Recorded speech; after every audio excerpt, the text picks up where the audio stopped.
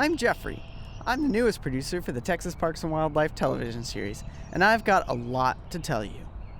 I'm one of over 30 people who have contributed to the show over the years. I replaced Ron, who was here for 23 years before he retired. The Texas Parks and Wildlife television series has been on the air for 30 years. That means the show is just a few months older than I am. We make videos about hunting, fishing, conservation, wildlife management, hiking, camping, sports, and all things outdoor life. Texas Parks and Wildlife airs on PBS stations across Texas and a few stations in other states all year round. We produce 13 hours of video every year with just a handful of people. Bruce, the executive producer, Don, the series producer, Abe, and Alan, dedicated story producers, with help from technical supervisor and producer Kyle, news producer Karen, social media producer Whitney, and now me. I replaced Ron. The show is produced here, at the Texas Parks and Wildlife Headquarters Complex in Austin, Texas. Nestled in between the Legal Division, Human Resources, and IT, across the hall from the cafeteria, we've got our own little hole known as the Pit. We've got 3 editing workstations, well 4, but one is in a noisy tape room that no one ever wants to use, a voiceover booth, a room full of video production equipment and other outdoor gear, and a big library of tapes. There are lots and lots of videotapes. So what does it take to make an episode?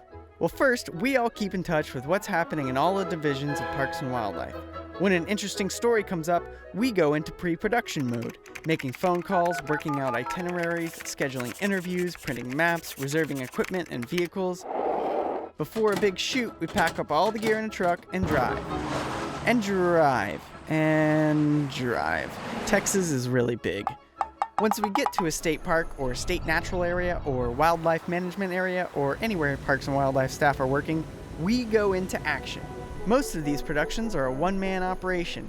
It takes a lot of work just to get a camera to a shooting location, with lots of driving, off-roading, and hiking. We have to find that elusive owl or bobcat or fish and actually get a good shot of it. We also interview people and do our best to make them look eloquent on camera. Once we get back, we hole up in a darkened editing suite and start crunching. It's tedious, it's frustrating, the computer crashes a lot, but eventually we make it out with a finished story and hand it off to Don, who compiles them into a half-hour TV show, which gets delivered to your local PBS station, or PBS Online, or YouTube.